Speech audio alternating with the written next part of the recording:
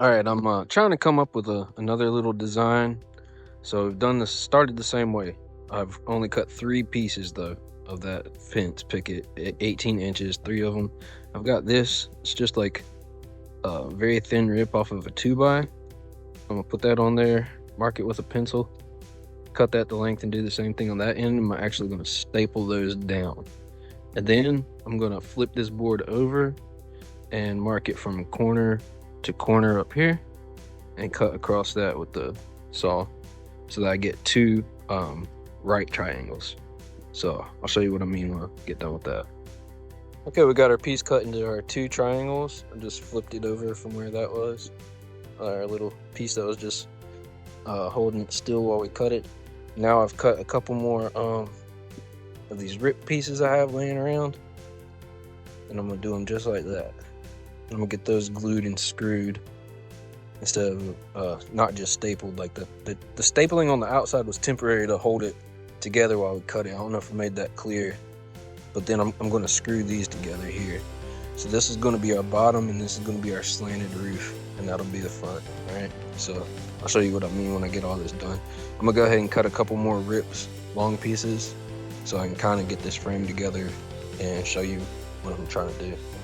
All right, so I actually made a mistake here, stopping real quick to show you. I did both sides the same way when I should have put all this framing on the inside, on this side here, so that they would both have the framing on the inside. But since it's just an emergency shelter, I'm just gonna go ahead and leave it. I'm not gonna worry about it too much. It'll just have the frame on the outside of one side and on the inside of the other one. So,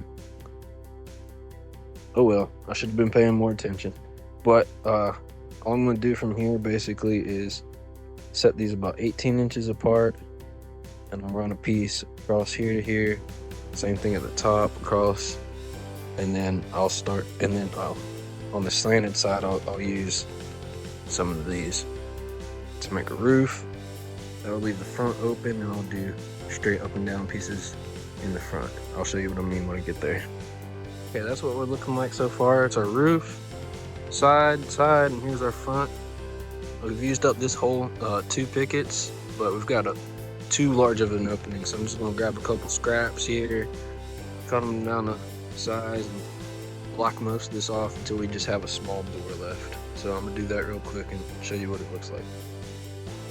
All right, there we go, get it all finished up. I got the opening of this one facing towards these trees, so hopefully a little bit of a windbreak.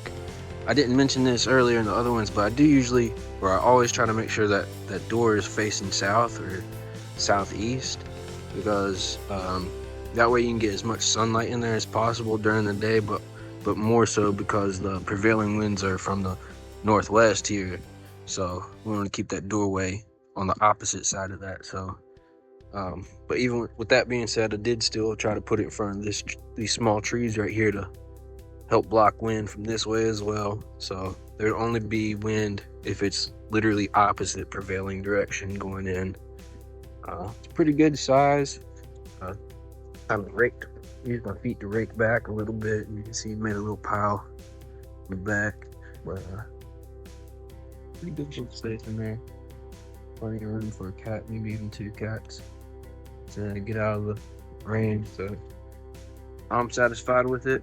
I'm pretty sure somebody will find it here soon. I've seen a couple of them walk by me on the way out here. So I hope you liked that. If you did, leave a like, subscribe to the channel, come back to see what I do next.